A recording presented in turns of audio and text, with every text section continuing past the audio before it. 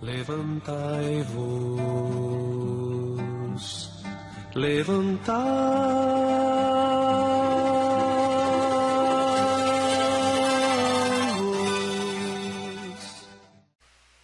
Primeira carta aos Coríntios. Meditaremos nessa manhã no verso 10. Paulo vai começar agora a entrar no primeiro dos problemas que ele precisa tratar com a igreja de Corinto. Eu não vou me aprofundar nisso hoje, deixarei para o segundo domingo de abril, porque domingo que vem é Páscoa, não teremos a reflexão baseada em Corinto, só retornará depois, e aí nós entraremos com detalhes, né, nos grupos que estavam ali sendo apresentados, identificados por Paulo. Mas agora ele vai lançar um apelo, ele vai rogar para que os irmãos atentem num dos problemas, o primeiro que ele vai tratar acerca da igreja de Corinto. No verso 10 está assim: rogo-vos, irmãos, pelo nome de nosso Senhor Jesus Cristo, que faleis todos a mesma coisa, e que não haja entre vós divisões, antes sejais inteiramente unidos na mesma disposição mental e no mesmo parecer. Rogo-vos, irmãos, pelo nome de nosso Senhor Jesus, que faleis todos a mesma coisa, e que não haja entre vós divisões, antes sejais inteiramente unidos na mesma disposição mental e no mesmo parecer. Deus abençoe a leitura e também a meditação da sua palavra. Rogo-vos é um apelo severo, emocional, intenso, que Paulo está lançando sobre os irmãos da igreja de Corinto. O termo que Paulo escolhe para iniciar a sequência do tratamento dos problemas da igreja, porque até então Paulo vinha de maneira muito sábia e sincera, reconhecendo as belezas espirituais da igreja de Corinto.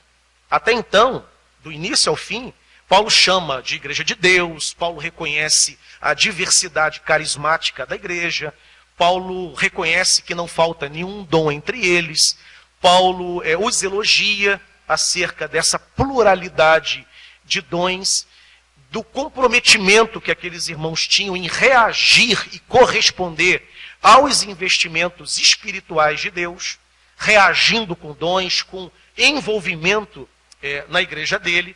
Paulo diz, inclusive, que via naqueles dons, é o que nós vimos na semana passada, que os dons com a finalidade de edificar a igreja, porque essa é a finalidade dos dons, ele reconhecia que o exercício carismático terminava contribuindo para que aqueles irmãos fossem preservados na fé até o fim. Porque o exercício dos dons nos edifica e nos prepara. Nós vimos isso na semana passada. O teu trabalho enquanto ministro da igreja, enquanto ministro da palavra, enquanto diácono, enquanto presbítero, é usado por Deus para preservar aquele irmão que é alvo da ministração. A minha pregação edifica a igreja, alimenta a igreja e te ajuda a progredir na fé até o dia que o Senhor voltar. O dom que os irmãos receberam aqui de nos conduzir em adoração, aquilo é abençoador para nós. Aquilo é usado por Deus e nós somos preservados. Nós sabemos que há os meios de graça que Deus disponibiliza para a igreja. A leitura da palavra é um meio de graça, a oração é um meio de graça, a adoração é um meio de graça, né? E os exercícios carismáticos, eles são meios de graça, nos ajudam, nos edificam, nos abençoam. Paulo, portanto, tendo reconhecido o valor da igreja e elogiado a igreja por isso, e como falamos, Paulo não é estratégico apenas, né? E muito menos está sendo politicamente correto. Paulo elogia porque ele reconhece, ele não está sendo irônico, ele está sendo honesto com a igreja que havia sido, sim, muito abençoada por Deus. Entretanto, Paulo agora passará a tratar dois problemas que são os motivos que levaram Paulo a escrever a carta.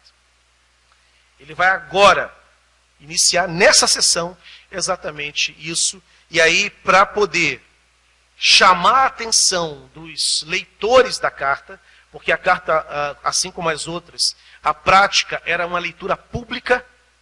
A carta era enviada para a igreja e havia uma leitura pública em que todos liam, todos ouviam, todos comentavam, todos arrazoavam sobre o texto.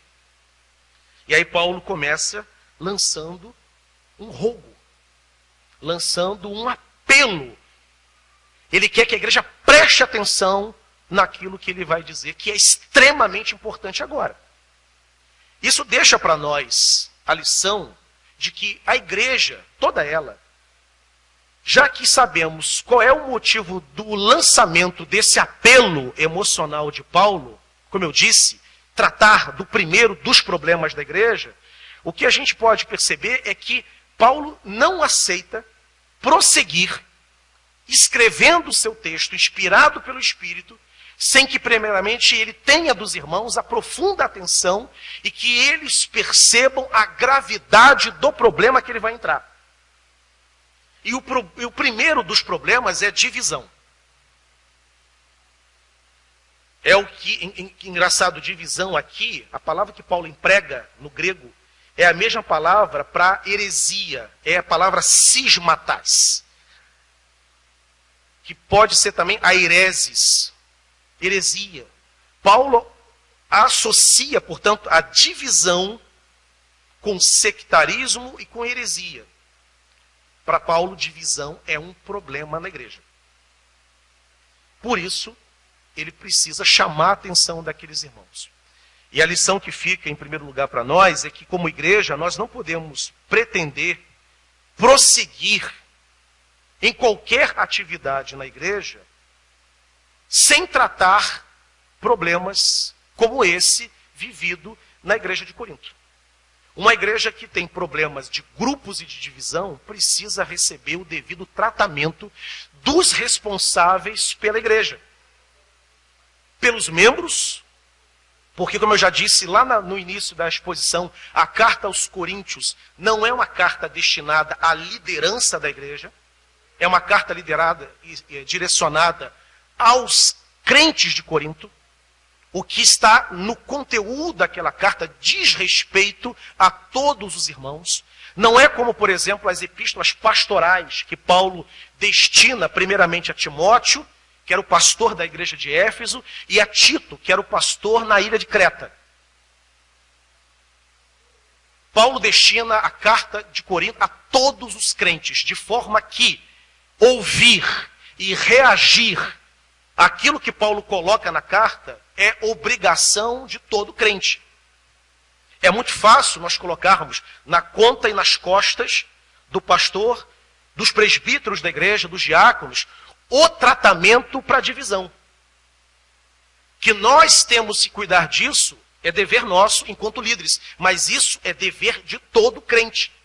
Todo crente percebendo foco de divisão, ao invés dele alimentar, ao invés dele jogar querosene para que se pegue mais fogo naquilo, é dever do crente apagar aquele incêndio. É uma covardia, às vezes, o que os crentes fazem, de cobrar dos pastores, cobrar de nós, que a gente enfrente esse problema desgastante, que às vezes envolve famílias e amigos antigos na igreja, e o crente se escusa disso. É dever seu e dever meu. É dever nosso. Se você percebe que há um foco de divisão na sua igreja, você sabe, e você alimenta isso, ao invés de você tratar, você é um irresponsável com a sua igreja. Você é um irresponsável com a sua fé.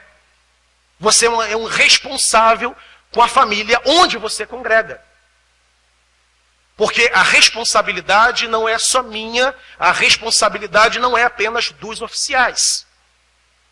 A igreja de Corinto não foi destinada ao reverendo da igreja, não foi destinada ao presbítero, não foi destinada ao diácono. Ela foi destinada a todos os crentes que congregavam naquela igreja.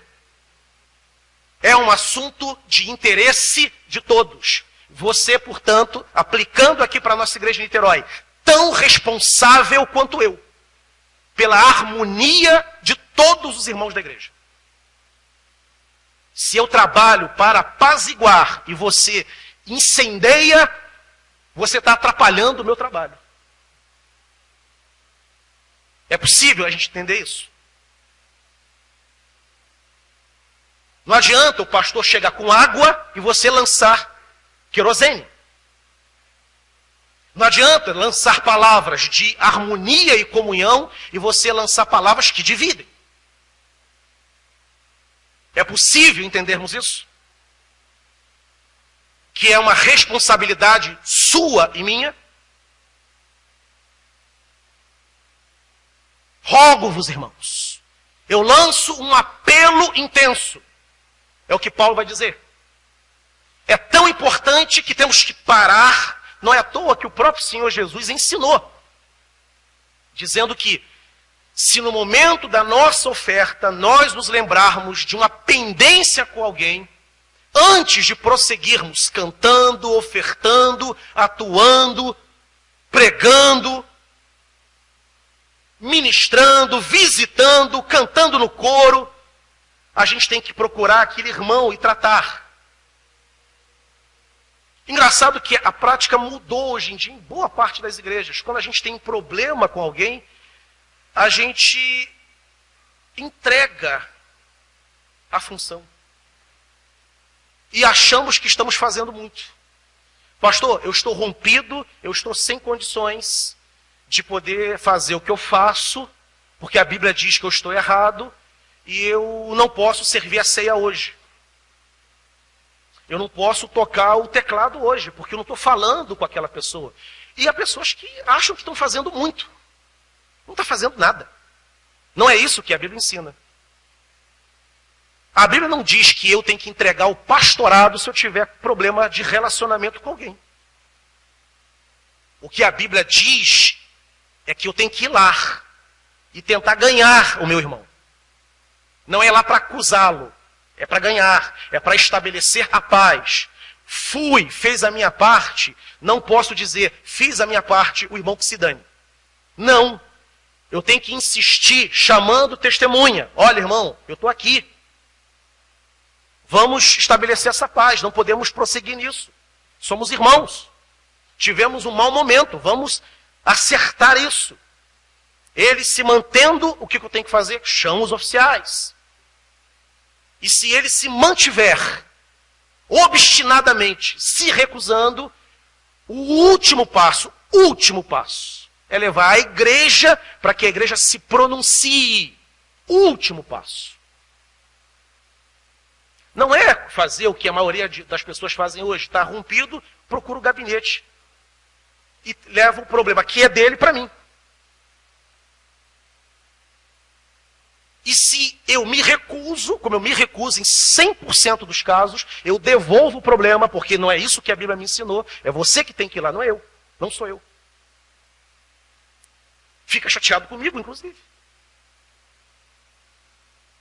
Mas não é isso que a Bíblia ensina. Se eu estou mal com o Gazinho, procuro o presbítero Carlos Butinski. Butinski, não estou falando com ele, vai lá e resolve. Aí se o Butinski não for, porque não é bíblico ir, fico chateado com o Butinski. Que coisa mais absurda. Não é isso que a Bíblia ensinou. Há um problema entre eu e a Dona Maria José. O que a Bíblia ordena é que eu procure a Dona Maria José. Não aceitou as minhas desculpas. Chamo o presbítero Áureo. Aurinho, fui lá. Vem comigo agora. Porque tem que ter uma testemunha. Para você me ajudar, porque eu não consegui. E ela continua, chama os oficiais os demais. Continua, irmãos, tentei. E fulano, Beltrano, Cicrano são testemunhas, eu tentei, ela que não quer. Para Paulo é impossível prosseguir sem que esse problema seja identificado, reconhecido, dar um nome a esse problema e ser tratado.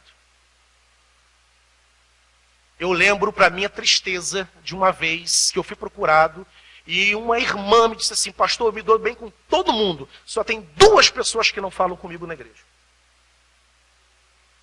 Eu como? E como é que a irmã? Não, eu já tem alguns anos isso. A irmã prossegue. A irmã continua. Heresia, irmão. Nós que gostamos tanto de chamar os outros de herege, né? Porque a gente que é evangélico temos a paixão pela palavra, a paixão pela doutrina, pela reta doutrina. E classificamos quem não tem uma fé ortodoxa como herege. Tem muito herege ortodoxo por aí. Porque cultiva, prega a trindade. E detalhe, pregar trindade é pregar relacionamento. Porque a trindade é relacional, Pai, Filho e Espírito Santo. A gente olha para a trindade e nós aprendemos que as 3 pessoas se amam e se dão muito bem. E a trindade nos ensina que eu não posso viver dividido com ninguém. Rogo-vos, irmãos, rogo-vos. Apelo visceral. Paulo está colocando as entranhas para fora. Paulo está sendo intenso, Paulo está sendo severo, Paulo está sendo exagerado.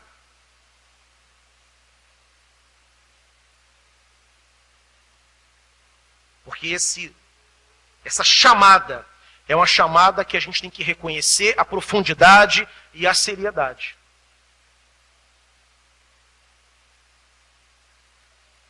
Lembra que eu falei que toda a igreja precisa estudar a carta aos Coríntios? Porque ela lida com temas delicados, constrangedores, concretos da nossa vivência enquanto comunidade. O que faremos? Nos focos de divisão, que porventura haja na tua, temos visitantes aqui, agradecemos a presença inclusive, Michele, Lucas. O que faremos? Há um problema que Paulo identifica e ele, portanto, apela. Eu rogo, irmãos. Eu apelo, irmãos. Eu peço intensamente, no nome do Senhor. Paulo utiliza o nome do Senhor pela 10ª vez aqui. Se tem uma carta cristocêntrica, embora seja muito prática, é a carta de Coríntios, porque só nesses 10 versos iniciais, Paulo emprega o nome do Senhor 10 vezes. Eu rogo, não em meu nome, como fundador da igreja que ele era, mas eu rogo no nome do Senhor. Que vocês se reconheçam como irmãos que vocês são, da mesma família. E que falem todos a mesma coisa. Eu tenho muita coisa para dizer desse verso, mas não vai ser possível por causa do horário. Eu vou parar por aqui em rogo-vos.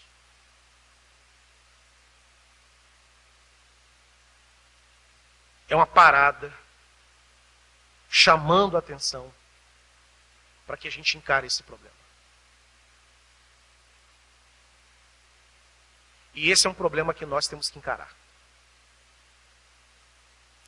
Eu, como pastor, tenho que encarar. Mas eu não vou encarar isso sozinho. Porque você tem que encarar isso junto comigo.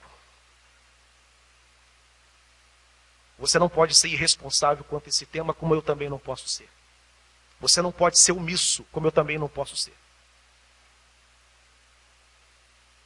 A carta não é escrita à liderança. A carta é escrita para você e para mim. Paulo alcança a todos.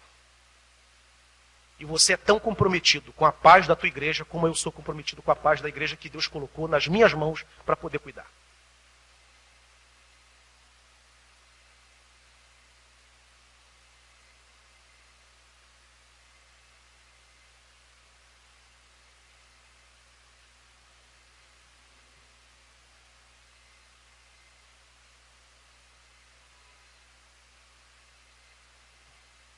Que Deus nos abençoe.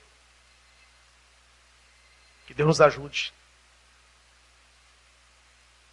Porque esse é um dever meu e é um dever seu. Como irmãos em Cristo que nós somos. É uma responsabilidade que todos nós temos. Como eu disse, um não pode jogar água para apagar os incêndios. E o outro vem e joga querosene. Você não pode ser pacificador e eu ser incendiário. Eu não posso ser o pacificador e você o incendiário. Eu e você somos chamados para ser pacificadores. E Jesus disse, Mateus capítulo 5, bem-aventurados pacificadores, não os incendiários. Bem-aventurados os pacificadores, eles serão chamados filhos de Deus. Que Deus nos ajude a encarar esse tema, para a glória do nome do Senhor Jesus. Amém? Amém, queridos?